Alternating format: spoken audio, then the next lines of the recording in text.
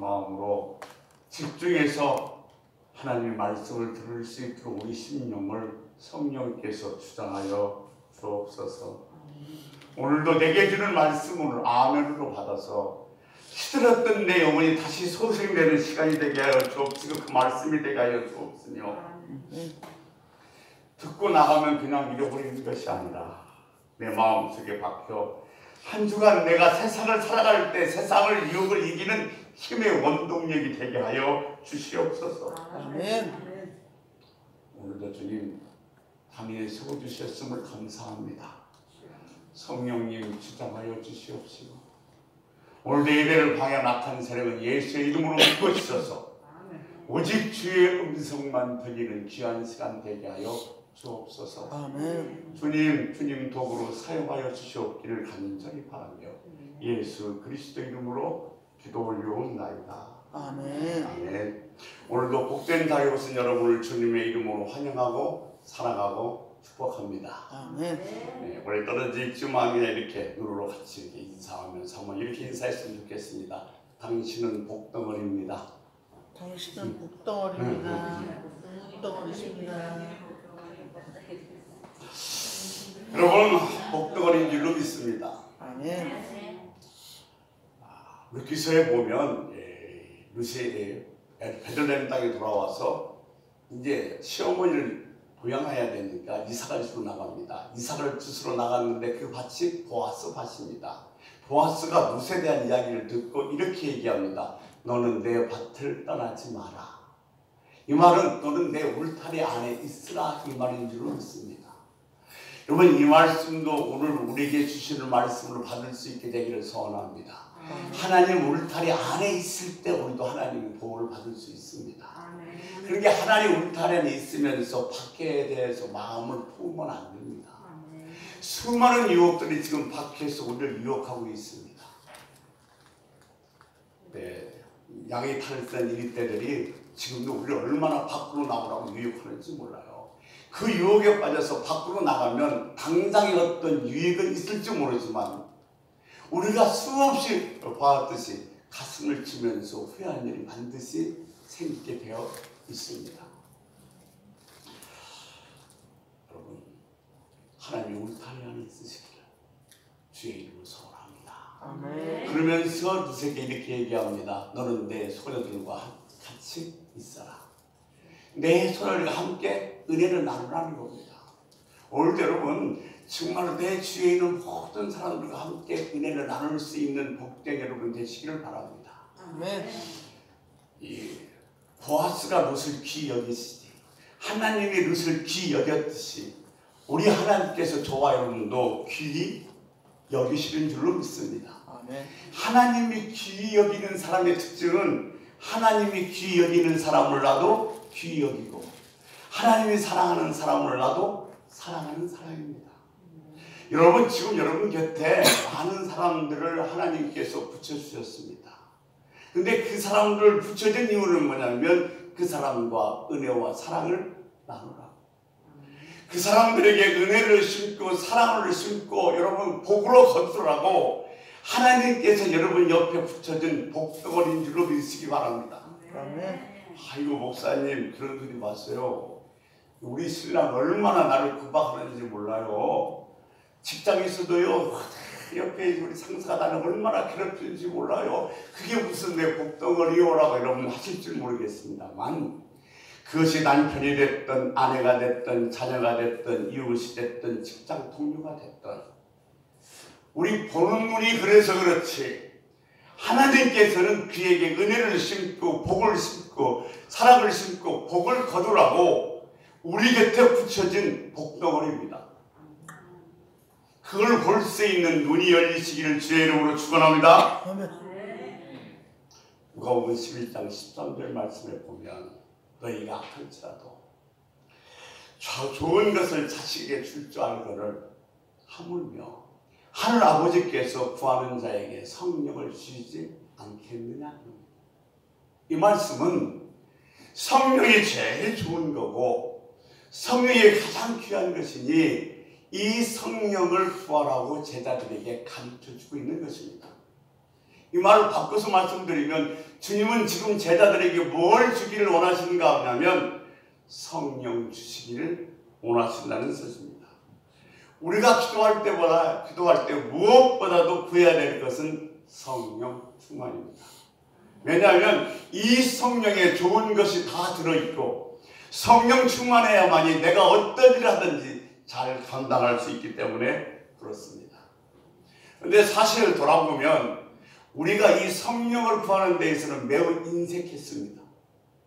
왜 그런가 하냐면 이 성령 충만에 대한 오해를 갖고 있기 때문에 그렇습니다. 내가 예수 믿을 때 성령 받았으면 됐지 뭐 또 성령 충만을 구해야 돼? 이렇게 오해할 수 있습니다만 성령의 세례와 성령의 충만은 다릅니다. 성령의 세례는 딱 이례적입니다. 한 번뿐입니다. 성령의 역사가 없으면 하나님을 아버지라 부를 수 없고 예수를 주라 부를 수 없습니다. 그러니까 내가 예수를 믿는 것은 성령의 역사임에 분명합니다. 그런데 그것으로 끝나지 않고 계속해서 이 성령을 구하고 충만해야 되는 것은 반복적이고 현재 진행형인 줄로 믿습니다. 그러면 여러분 기도할 때 이 기도 잊어버리면 안 돼요. 아버지 성령 충만케 하여 주옵소서. 왜? 좋은 것은 여기에 다 들어있으니까 성령 충만 받아야 어떤 일인지 능력있게 해낼 수 있기 때문에 그렇습니다. 여러분 믿으시기 바랍니다. 성령 속에 좋은 것이 다 들었다. 아침에 남편이 출근하는데 아내가 이런 얘기합니다. 여보 관리비 돼야 돼. 아이를 학원 보내야 돼. 또 여름 옷도 사야 돼. 쭉 이렇게 주절주절 얘기하자 남편이 이렇게 말합니다. 뭘 그렇게 길게 얘기해. 돈 없다고 하면 끝나지. 돈 속에 학원비도 관리비도 옷값도 다 들어있어요. 성령 충만에 자녀의 문제도 사업의 문제도 남편의 문제도 아내의 문제도 다 포함되어 있습니다. 그러니까 무엇보다도 이 하나님이 주시기를 원하며 가장 좋은 것이 들어있는 성령 충만 구할 수 있는 저와 여러분이 되시기를 주의 이름으로 축원합니다. 아멘. 성령 충만 없으면요 나 원망하고 불평하면서 신앙생활하게 되어 있습니다. 근데 이 성령에 좋은 것이 다 들었는데 성령은 아무에게나 주시는 것이 아니라 구하는 자에게 주신다고 하셨습니다. 아멘. 하나님 앞에서 이 귀한 성령을 받기 위해서는 어떻게 구해야 되는가를 누가복음 11장 그 앞절 8절에 뭐라고 얘기했냐면 밤에 찾아온 친구를 비유해서 한밤중에 친구가 찾아왔습니다. 잠자리에 들었습니다. 유대인의 잠자리 여러분들 잘 알다시피 한번 넣으면 일어날 수가 없어요. 다 같이 한 입을 덮고 자기 때문에.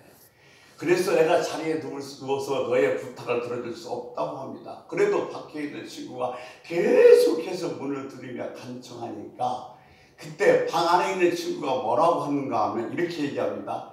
내가 너의 벗이라 네 부탁을 들어주는 것이 아니라 네 간청 때문에 내가 네 요구를 들어준다.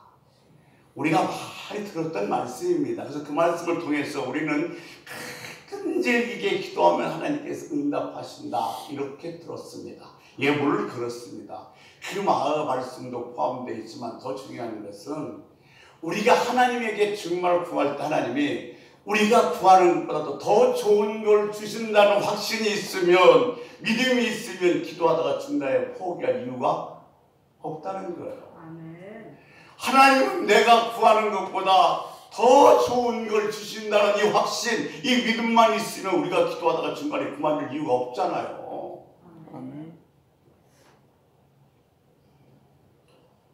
지금은 이 핸드폰이라는 게 있어서 무슨 일이 있으면 바로바로 연락이 되고 뭐 통화가 됩니다만 그전에는 그런 게 없었어요.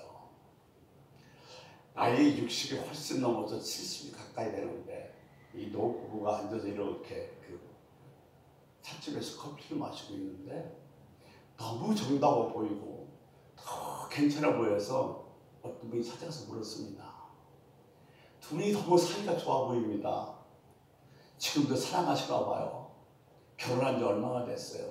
이렇게 뜨겁게 사랑해야 되는 데는 뭔가 이유가 있는 거 아니에요? 라고 여쭸더니 그 노부부가 이렇게 대답하더랍니다. 남성분이 얘기하는데 20대 초반에 만났답니다. 근데 어느 날 만나기로 했는데 보통 그 만난 시간이 되면 남자분이 5분이나 10분 먼저 와 있는데 여성분이 딱 도착했어도 불구하고 아직도 남성이 오지 않았습니다. 그래서 오겠죠 하며 기다리는데 1시간 기다려도 남자가 안 오는 거예요. 여러분 1시간 기다려서 안 오면 거기 계속 기다리시겠습니까? 가시겠습니까? 근데 어떤 사정이 있었냐면 그 당시 이 남자는 이 여성분을 만나러 오다가 교통사고가 난 거예요. 그래서 잠시 기절했다가 병원에 실려가서 치료를 받고 3시간 만에 정신을 차렸어요. 정신을 차려보니까 지금 내가 오늘 그 여성분과 아가씨와 만날 시간이 훌쩍 지나가 버리는 거예요. 대여섯 시간이 지났어요. 그런데 혹시나 하는 마음으로 그 빵집에 가봤더니 5시간이 지난 그 후에도 그 자리에 그 아가씨가 앉아있더라는 겁니다. 너무 감격해서 그 자리에 앉으면서 앉자마자 물었습니다. 어떻게 5시간이나 기다릴 수 있었냐고 묻자 그 여자분이 대답하기를 나는 당신이 나를 사랑하기에 꼭 올 줄 알았습니다. 그분이 나를 사랑하기에 꼭 올 줄 알았다면 5시간도 넉넉히 기다리는 거예요. 내가 구할 때 주님이 더 좋은 거 주신다는 이 확신, 이 믿음이 있으면 얼마든지 기다리면서 기도할 수 있는 거예요. 언젠가 뉴스에 보니까 이런 뉴스가 나왔더라고요. 유기견 한 마리가 다리 밑에 버려졌어요. 근데 5일 동안을 꼼짝도 않고서 그냥 그 자리에 서서 있더라는 거예요. 지금 유기견은 자기를 버린 주인이 뭐요? 자기를 다시 찾아올 줄 알고 그 자리를 떠나지 않고 있는 거예요. 이 짐승도 그만큼 주인을 신뢰하며 기다리고 있는데 우리가 하나님의 말씀을 정말로 믿는다면 내가 구할 때 구하는 것보다도 더 좋은 것 주시는 하나님이라는 확신이 있으면 절대로 기도하다가 포기할 수가 없습니다. 아멘.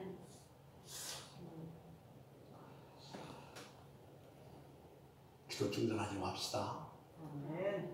우리 기도에 대한 8번째 시간인데 하나님 허락하시고 몇 번째까지 같이 보겠습니다만 기도에 대해서 계속 하나님 얘기하라는 말씀을 전하고자 합니다. 자, 오늘 본 말씀 빌립보서 4장 6절 말씀 우리 같이 한번 더 보도록 하겠습니다. 같이 읽겠습니다. 시작. 아무것도 염려하지 말고 다만 모든 일에 기도와 간구로 너희 구할 것을 감사함으로 하나님께 아뢰라. 아멘.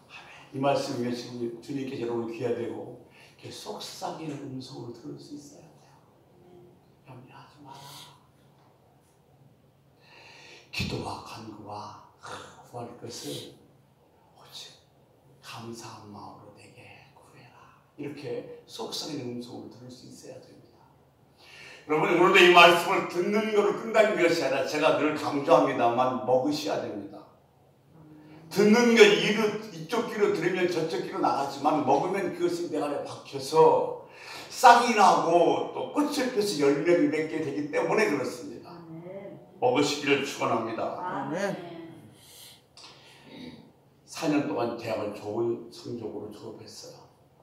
열심히 공부해서 대기업에 취업 원서를 냈습니다. 그 정도 실력이면 또 그 정도 또 그런 스펙이면 충분히 들어가고도 남습니다. 그런데 안타깝게도 그 취직을 못했습니다. 떨어졌어요. 입사를 못해서 떨어졌어요. 그래서 이제 좀 부끄럽기도 하고 창피하기도 하지만 아버지께 가서 얘기했어요. 아버님, 저 이번 시험 보니까 떨어졌습니다. 그랬더니 그 얘기를 들었던 아버지께서 그 아들에게 하시는 말씀이 뭐라고 말씀하냐면 야, 그건 돌이 아니고 떡이다. 내가 아멘 안 할 줄 알았어요. 지금 대학 시절에 시험도 아니고 취직시험에 떨어졌어요. 떨어진 아들을 보고 아버지가 뭐라고 하냐면 네가 취직시험에서 떨어진 것은 돌이 아니고 떡이래. 이 말씀은 무슨 말씀이냐면 하나님이 주시는 건 다 좋은 것이다. 아멘. 아멘. 우리가 아멘을 받으면 하나님이 주신 것 중에 버릴 것은 아무것도 없습니다. 지금 내게 어떤 아픔, 어떤 현실, 어떤 고난이 와도 그것이 하나님께서 내게 주신 것이라고 믿으면 그건 돌이 아니라 떡입니다. 사울의 집에서 암나귀가 나갔어요. 그 암나귀가 나가니까 사울이 이 암나귀를 찾으러 길을 떠났습니다. 길을 떠나다가 사무엘을 만나서 이스라엘의 초대 왕이 됩니다.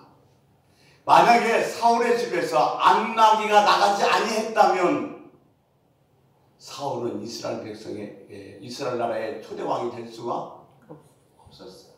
여러분, 내 삶에서 정말로 귀중한 것이 뭉텅이처럼 빠져나가고 내가 상상할 수 없는 엄청난 절벽이 나를 향해 다가올지라도 그 뒤에는 지금 하나님이 역사하고 계시다는 하나님의 손길을 볼 수 있는 영역이 있어야 돼요. 지금 내게서 뭔가 빠져나갔다면, 내게 안 되는 어떤 일이 생겼다면 이것은 반대로 말씀드리면 하나님이 역사하고 있다는 증거이기도 합니다. 진짜 능력 있는 성도는요, 엄청난 일을 하거나 큰 기적이나 이사를 베푸는 사람이 아닙니다. 우리는 죽었다 깨나도요, 베드로처럼 사역할 수 없어요. 사울처럼요, 그거 감당할 수 없습니다. 그런데 놀라운 사실은 하나님은요, 정말로 중요하고 본질적인 것은 정말로 빛도 없이 이름도 없이 하나님만 바라보고 사는 사람들을 통해서 역사하신다는 거예요. 이 말을 다시 바꿔서 말씀드리면 하나님은 저와 같이 보통 사람들을 통해서 정말 본질적이고 기준적인 것을 이루어 나간다는 겁니다. 우리가 도대체 세상 사람과 뭐가 달라요? 세상 사람보다 어떤 능력을 갖고 계십니까? 세상 사람들이 나를 보고 왜 하나님의 백성이라고 부르고 있습니까? 그 이유가 어디에 있다고 생각해요?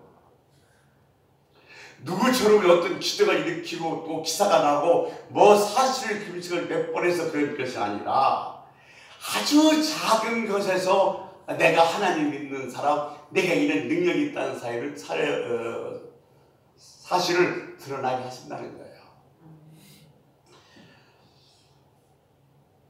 그 중에서 좀 가장 평범한 중에서 하나가 무엇이냐면 염려를 다루는 법이에요. 이 염려를 다루는 법이 세상 사람과 달라. 그래서 세상 사람은 우리를 보고 하나님 백성이라고 얘기하고 능력 있는 사람이라고 이야기를 하게 되신다는 겁니다. 우리 한번 가만히 생각해 보세요. 우리는 지금 어디 안에 갇혀 살고 있냐면 염려 덩어리 안에 갇혀 살고 있어요. 그렇잖아요? 눈 뜨면서부터 사방이 염려거리예요. 세상에 듣지도 못했던 코로나19가 1년 반 전에 와서 지금 우리 모든 일상생활을 다 멈춰버렸습니다. 말이 아니에요, 지금. 염려하지 않고 하루도 보낼 수가 없잖아요. 어떻게 보면 염려하며 걱정하기 위해서 태어난 것 같아요. 그리고 살기는 갈수록 더 어떻게 해요? 팍팍해져요. 옛날에는요, 우리끼리만 잘하면 됐어요. 지금 글로벌 시대가 돼서 우리끼리 잘해서는 절대로 안 돼요. 외교도 보십시오. 일본에, 미국에, 중국에, 소련에, 북한에 둘러싸여 있어서 얼마나 복잡하고 얼마나 염려거리가 많은지 모릅니다. 이제까지는요,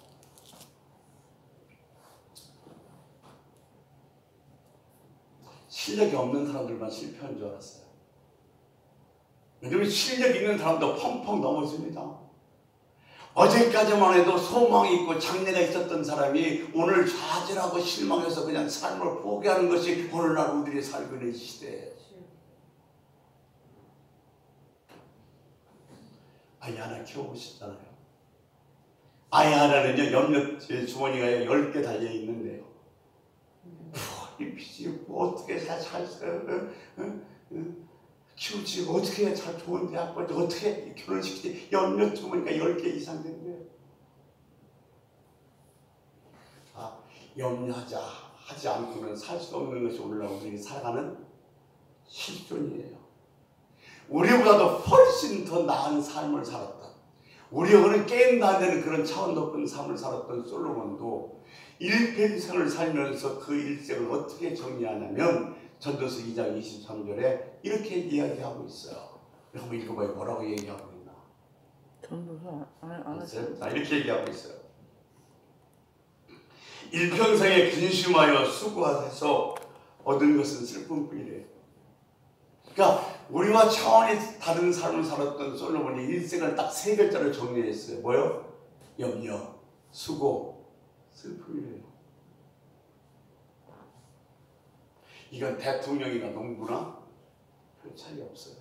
1000년 전에 살았던 사람이나 지금 사는 사람이나 과학이 발달되면 발달될수록 염려거리는 더 많아져요.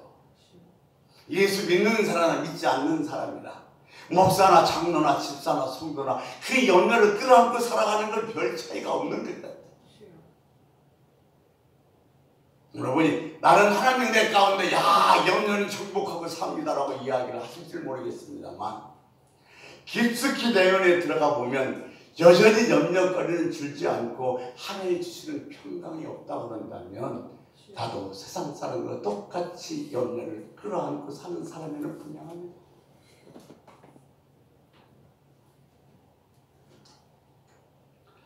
근데 오늘 부모 말씀이 뭐라고 말씀하고 계세요?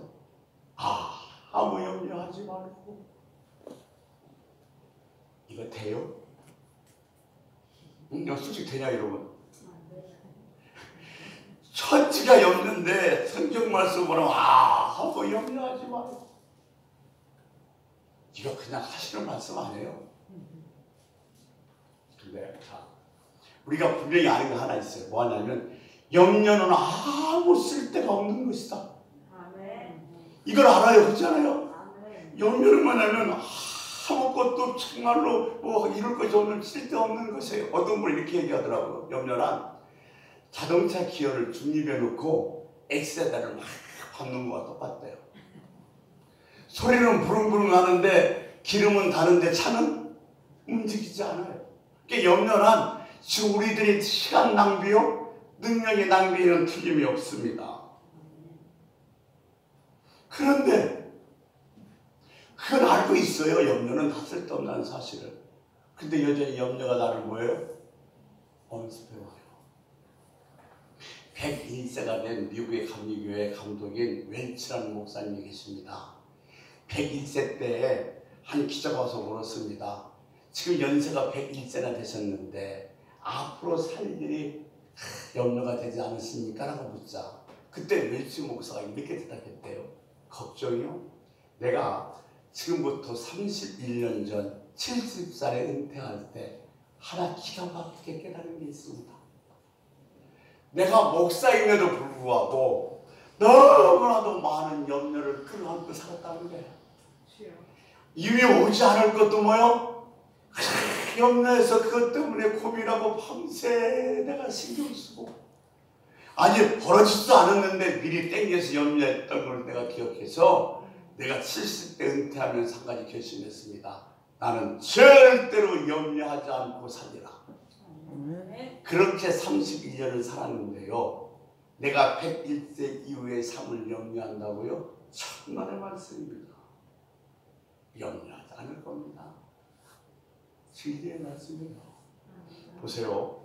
성경은 우리들에게 염려에 대해서 분명하고 얘기하고 있어요. 마태복음 6장 25절 말씀 이하에 보면 너는 무엇을 먹을까 입을까 마실까 걱정하지 말아라. 너가 이것은 이방 사람들이라 걱정하는 거야. 이게 너희들이 정말 먹을 거 입을 거 마실 거 걱정하면 이거 부끄러운 일이야. 너희가 이런 걱정거리가 오면 공중의 새를 보고 지혜를 배워. 들에 있는 풀을 보고 지혜를 배워. 먹고 마시고 입는 게 너희들의 걱정거리 아니라는 거예요. 아무 염려하지 말래요. 이 말씀을요 바꿔서 얘기하면 조금 이해가 되실지 모르겠어요. 아무 염려하지 마라. 이 말씀은 염려는 네 마음대로 할 수 있어야 된다는 말씀과 똑같습니다.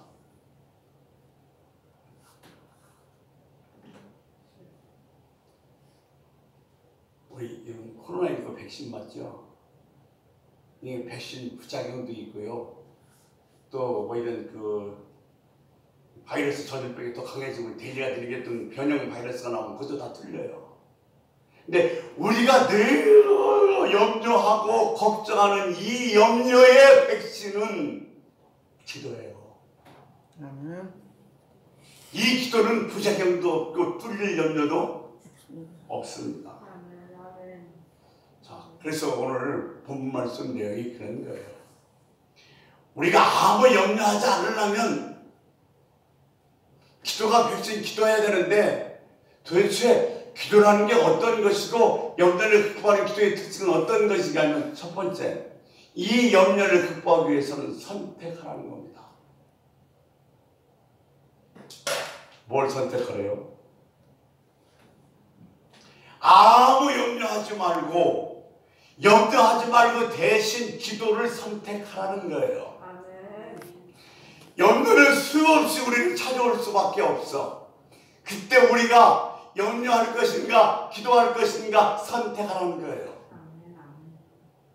염려를 뿌리치고 기도할 것인가 아니면 기도를 뿌리치고 염려할 것인가 이걸 너희는 선택하라는 겁니다. 근데 이 선택은 한 번으로 끝나는 것이 아니라 숨 쉬듯이 매일 우리 삶에서 반복적으로 일어나요. 근데 놀랍게도요. 그래 염려가 생기면 기도하라고 그랬지. 그럼 기도하자.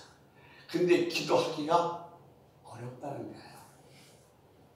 염려가 생기면 기도해야 되는 줄 아는데 내가 그렇게 배웠는데 기도하기가 그래서 이 염려에 끌려다니면서 이리저리 끌려다니다가 나중에 기진맥진해서야 그렇지 기도해야지 하고 기도의 자리에 오면 이것은 염려를 다루는 하나님의 사랑의 태도가 아니라는 거예요. 처음부터 정확하게 선택해야 됩니다. 아멘. 기도냐 염려냐. 염려하면 내 삶이 점점 힘들어지고 불행해지지만 기도를 선택하면 하나님의 은혜의 샘이 터질 줄로 믿습니다. 아멘. 기도는요 인간의 자연스러움이에요. 우리 인간이 그 어떤 동물보다 정말 다른 게 세 가지가 있는데 하나는 뭐냐면 일하는 거예요. 또 하나는 뭐냐면 미소입니다.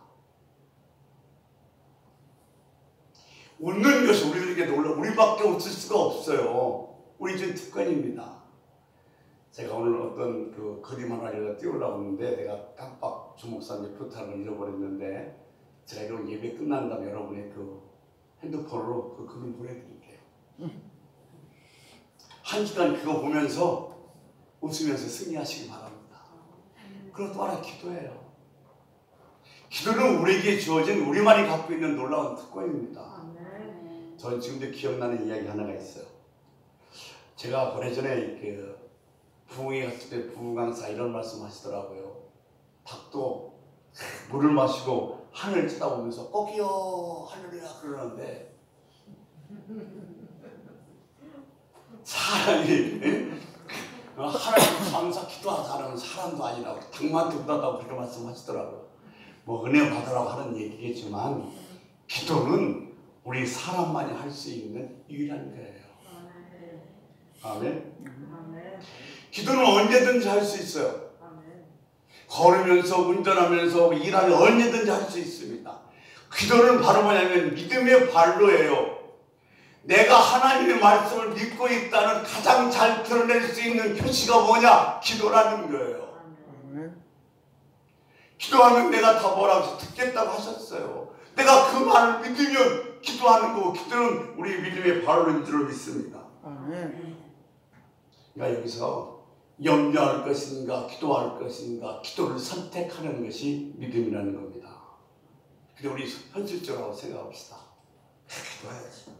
기도를 선택했어요. 염려가 뿅 사라지던가요? 아니잖아요.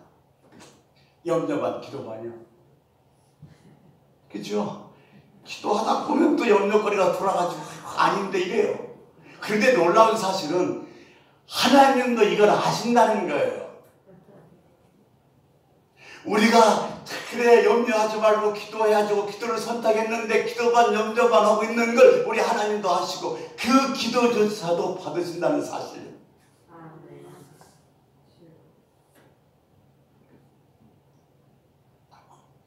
기도하면 하나님 반드시 받으신 줄로 믿습니다. 그러니까 기도하면 반드시 이긴다는 사실을 기억하시고 염려가 나를 올 때마다 뭘 선택해요?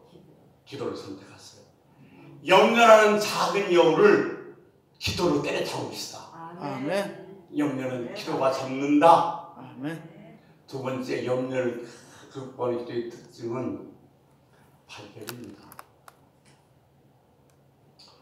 오늘 뭐라고 하냐면 너는 아무 염려하지 말고 기도와 간구로 구할 것을 감사함으로 하나님 앞에 아뢰라. 아뢰요. 참 이 말 좀 생각해 보세요. 지금 염려거리가 있어 걱정의 투성인데 감사돼요? 안 되잖아요. 그런데 보세요. 문제가 생겼어요. 문제를 내가 다 선택하지 않고 기도를 선택했어요. 기도하기 시작했어요. 근데 기도하기 시작해서 내가 눈을 감으면 내가 전혀 보이지 않았던 감사거리가 하나씩 둘씩 내게 보여지기 시작한다는 거예요. 내 사업이 지금 어려워요. 힘들어요. 그래서 하나님 힘들어요. 너무 어려워요. 저 부도도 나게 생겼어요. 살려주셔야 했는데 그렇게 기도하다 보니까 내가 생각도 못했던 그 부도 가운데 있는 사업 중에도 감사할 것들이 하나 둘씩이 내 눈에 들어오기 시작하더라는 거예요. 내가 아파요. 너무너무 아파요. 나 좀 아파서 살려달라고 막 기도하다 보니까 내가 아파서 전혀 생각도 못했고 발견도 못했던 감사의 조건들이 하나씩 둘씩 내가 뭐요? 생각나더라는 거예요. 진짜 이런 얘기예요. 기도는 만원경이다. 기도는 힘일경이다.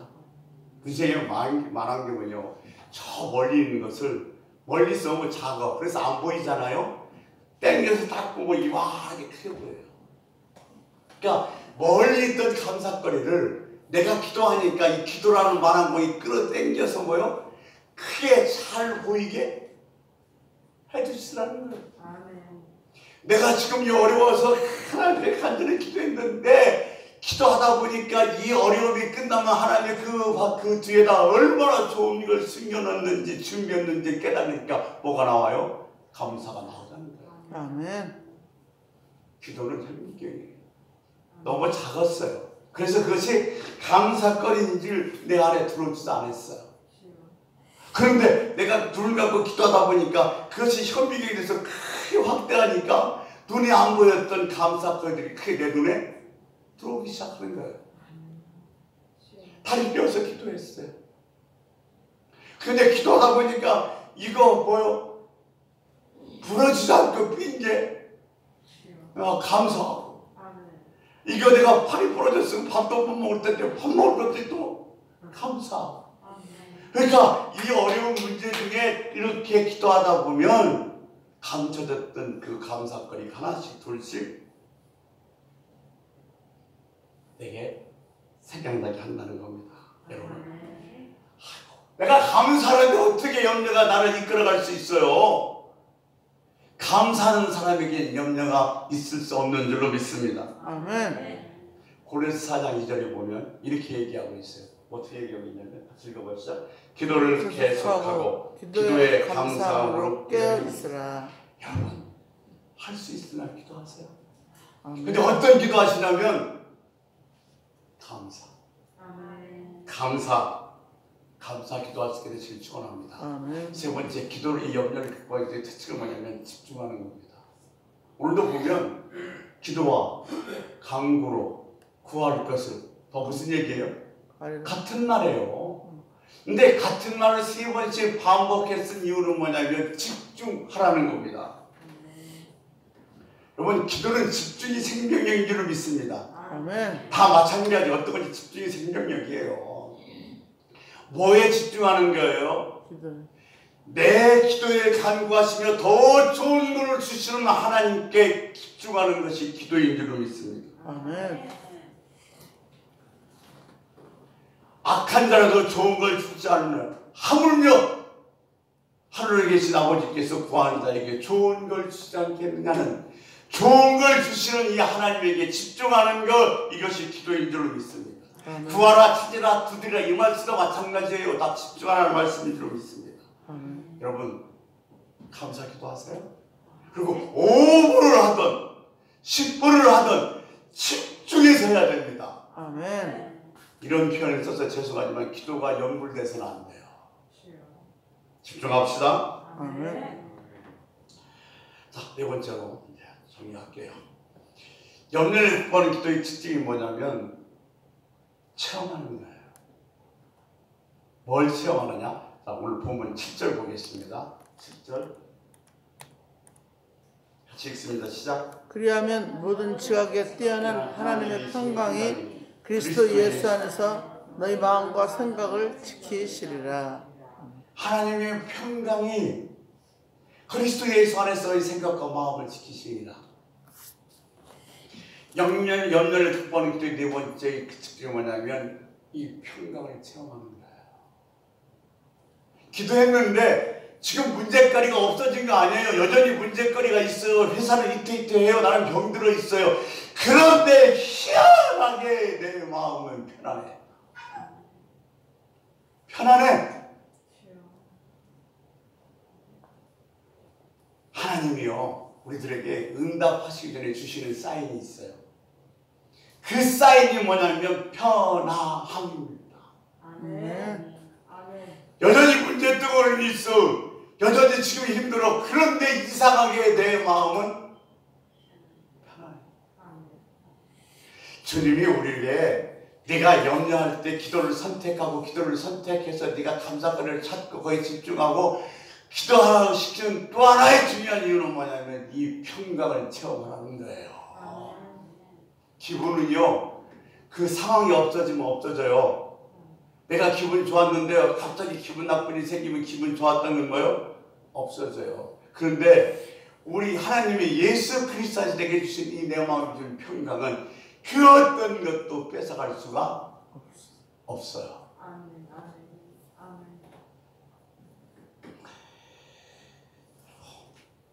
하나님 우리에게 지금 주고 싶은 게 뭔지 아세요? 평강이에요. 주님이 부활해서 제자들에게 나타나셨어요. 그리고 제자들에게 제일 먼저 하신 말씀이 뭐냐면 편안함은요, 샬롬. 여러분, 기도할 때마다 이 평강 맛보시길 축원합니다. 혹시 이런 말씀 들어봤어요? 얻고 가시는 하나님. 어떤 분이요, 정말 어려운 고비를 힘들 골짜기 막 그냥 거친 밤을 주님과 동행하면서 열심히 싸워서 그걸 다 그치고 나서 정말 평안한 들판에 딱 섰어요. 서서 너무너무 감사하고 너무너무 좋아서 뒤를 한번 뒤돌아봤어요. 내가 걸었던 그 험난하고 힘든 길들 말입니다. 그런데 놀라운 사실은 그 걸어왔던 길들 중에서 발자국이 2개가 아니라 발자국이 하나뿐이에요. 그래서 물었어요. 하나님, 왜 발자국이 하나요? 그랬더니 하나님 하신 말씀이 내가 너를 얻고 왔단다. 이게 기가 막혀요. 여러분 힘드세요? 답답하세요? 괴로워요? 하나님이 지금 나를 얻고 가는 줄로 믿으시기 바랍니다. 아멘. 얼마나 벅찬 감동의 이야기예요.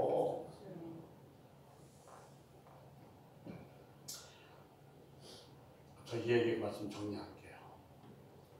구약에 보면 여호와라는 단어가 6832번이 나와요. 세봤냐고요? 저는 안 세봤어요. 누가 세봤더니 이렇게 나옵니다. 근데 이 구약에서도 여호와라는 단어가 안 나오는 책이 3번 있습니다. 룻기, 에스더, 아가서에는 여호와라는 단어가 안 나와요. 그래도 불구하고 하나님과는 책임은 틀림이 없습니다. 그런데 이 여호와라는 단어 속에는 정말로 어마어마한 놀랍고 아름다운 감동적인 뜻이 담겨져 있는데, 첫 번째 뜻은 뭐냐면 창조하시는 하나님이라는 뜻입니다. 에레미야서 32장 17절 말씀 보겠습니다. 죄송해요. 32장에 22장 32장에 뭐라고 되어 있냐면 슬프도다 무엇이든 무에서 천지를 창조하신 하나님이 날 때라고 부를 때 뭐냐면 여호와라는 하나를 불러요. 에레미야 32장 17절에 또 그리고 출애굽기 20장 2절 말씀에 보면 나는 너를 애굽에서 건져낸 여호와이니라. 구원하신 하나님 할 때 여호와 이름을 불렀어요. 세 번째는 시편 103편 13절 14절 말씀입니다. 우리 한번 같이 한번 보겠습니다. 시작. 아버지가 자식을 긍휼히 여긴 같이 여호와께서는 자기를 경외하는 자를 긍휼히 여기시나니 우리 체질을 아시고 우리가 단지 먼지뿐임을 기억하심이로다. 아멘. 우리를 긍휼히 여긴 같이 돼 있어요. 근데 이 개혁전에 뭐냐면 우리를 불쌍히 여긴 같이 돼 있어요. 여러분, 아버지가 자식을 불쌍히 여기면 끝나는 거 아니에요? 아멘. 하나님이 저희를 어떻게 여긴대요? 불쌍히 여기. 이게 나를 불쌍히 여기는 하나님 여호와. 또 하나는 짐을 져주신다는 뜻을 갖고 있어요. 시편 68편 19절입니다. 같이 읽습니다. 시작. 날마다 우리 짐을 지시는 주 곧 우리의 구원이신 하나님을 찬송할지로다. 셀라. 아멘. 자, 여러분, 세상에 이런 신앙들이 어디 있어요? 날마다 우리 짐을 져주신, 내가 아까 이 표현을 뭐라고 했냐면 업고 가시는 하나님이라고 그랬어요. 우리 보고 짐을 맡기래요. 내가 짐을 대신 져주시겠다고. 근데 그러면 우리가 하나님에게 짐을 맡기는데 무엇을 어떻게 맡겨야 돼요? 시편 55편은 다윗이 졌어요. 특히 시편 55편 22절은 다윗의 신앙 고백입니다. 이렇게 얘기하고 있어요. 같이 한번 보겠습니다. 시작. 내 짐을 여호와께 맡기라. 그가 너를 붙드시고 의인의 요동함을 영원히 허락하지 아니하시리로다. 아멘. 이것이 지금 보세요. 다윗이 사울에게 쫓기면서 먹을 것도 없었어요. 잠잘 자리도 없었어요. 그리고 해마다 위험에 처해 있었어요. 그럴 때마다 자기는 뭘 불렀느냐면 여호와 하나님을 불렀더니 여호와 하나님께서 내 짐을 뭐요? 다 주시라는 거예요. 그래서 다윗은 지금 신앙 보면서 뭐라고 하냐면 내 짐을 여호와 이름을 부르면서 즉 기도하면서 맡기라는 거예요. 사랑하는 성도 여러분, 염려가 올 때 염려가 아니라 기도를 선택하십시오. 아멘. 그래서 감사칼을 찾아내십시오. 아멘. 더 좋은 주시는 우리 주님께 집중하십시오. 아멘. 그리고 하나님 주시는 예수 그리스도의 평강을 여러분 체험하십시오. 아멘. 날마다 이 염려의 짐을 주께 맡겨서 평강을 누리는 복된 여러분 되시기를 주의 이름으로 축원합니다. 아멘. 기도하겠습니다. 오늘도 살아 역사하시는 좋으신 아버지 하나님, 우리의 삶마다 날마다 이 걱정거릴 뿐입니다. 염려투성이에요. 그럴 때마다 염려에 질리지 말고 기도를 선택하게 하시고 선택해서 기도할 때마다 감사거리가 찾아지게 하여 주옵시고 아멘. 더 좋은 걸 주시는 하나님의 사실을 믿고 간절하게 하나님께 집중하고 이 염려를 주께 맡기고 말미암아 평강을 체험하는 복된 우리 지상교회 성도들이 다 되게 하여 주시옵소서. 아멘. 감사하며 예수 그리스도의 이름으로 기도 올려옵나이다. 아멘. 우리 50장 찬양하면서